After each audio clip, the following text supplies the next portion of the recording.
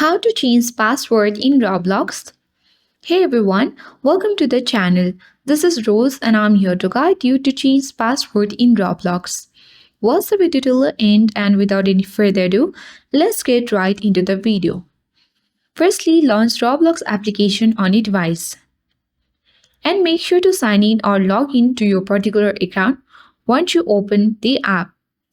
Then you will land on the home page of your Roblox account. Tap More button at bottom right corner of the screen to access this section. Scroll down, locate Settings and open the option. Tap on Account Info at top of the screen. Here you will get every information about your account. Wait for a while until everything loads here. Now you have to locate Password section and tap on the Edit icon next to it. A menu box has appeared where you need to enter your current password and set a new password. Again, you have to tap the Confirm Password section and then tap Update button. So, after you do that, your password on Roblox will be automatically changed. So that is it for today. Hope this video helped you. If you are new to our channel, hit the like button and subscribe.